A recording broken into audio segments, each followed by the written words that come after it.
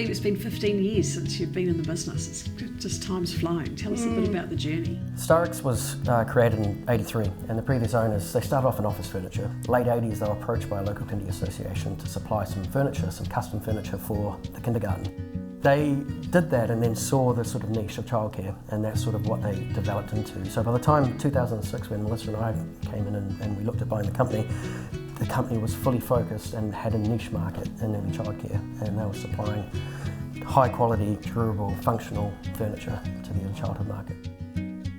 We first met when Ingham Mora helped facilitate you purchasing the business and providing advice at that time. How did you find that? It was a fantastic experience, mainly because we came into business quite fresh. Initially, the first challenge we had, the market that this business has built itself upon, had a big change just after we bought it, which put us in a position where we had a lot of demand for our product. So we sort of hit the ground running with little experience, little knowledge of the industry. Sounds perfect. Sounds perfect, but it was very, very difficult. We had to hit the ground running. Melissa's parents, who we went into business with, they had owned businesses previously, and that was the relationship that actually when we met you, was through Jenny and Hayden. So to have them and then have Ingham Mora come on board with us and assist us with all the processes and how-tos and needs to with owning the business, and then since then the support and advice that we've had over the 15 years has been fantastic. A really strong support network is really key to a successful business. We certainly value Ingham Mora as a team member of our business. You have been with us through thick and thin, and yeah, we couldn't advocate for you strongly enough as a support for our business.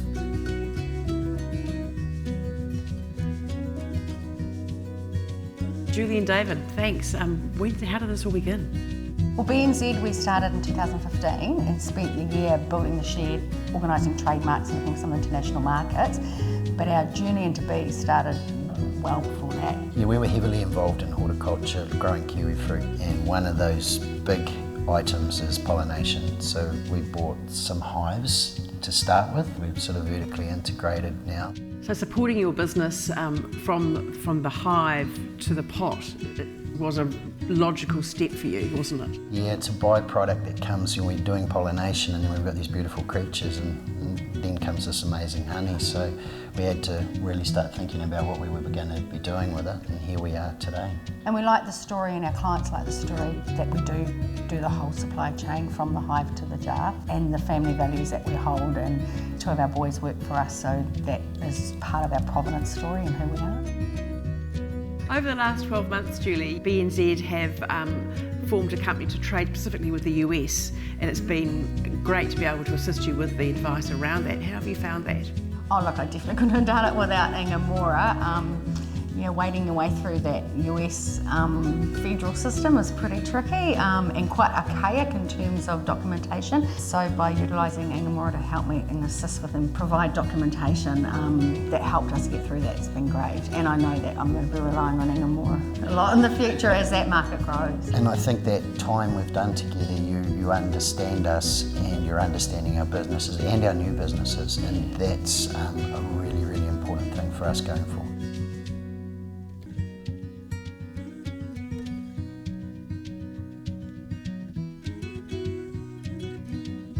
Can you tell us a bit about the business and where you've come from? Right, yeah. So GPS have been around for 20 odd years now. So we started off doing farm and orchard mapping, based out of a little shed in Tipuki. Then we evolved from that to starting to work for different pack houses, and then started working for Zespri. So most of the work we do now, particularly in the kiwi fruit space, is around the Zespri licensing and the mapping that underpins that. So every business obviously has challenges that come up along the way. And how do you find dealing with us as a sounding board and bouncing things off us? Look, I guess the difference with working with you guys compared to other accounting firms that we've worked with in the past is that rather than catching up once a year at annual accounts time, we catch up more regularly. So if there's a potential issue that we're going to go into, we can deal with that immediately. I guess the value that we've got out of Ingham Mora so far is really around setting a solid foundation and then moving forward into more of the strategic type discussions that we need to have. So like I did enjoy the other day, we had that whiteboard session in which we sat down and tried to figure out how we split out the 2 different businesses, how that looks from a balance sheet perspective, and being able to have that sort of viewing you as a partner to help us with any bank discussions that we may have as well. So yeah, No, I enjoyed that session as well. It's good to be able to present a united front to the bank and give them clarity and keep things on time for them. Gives them confidence too.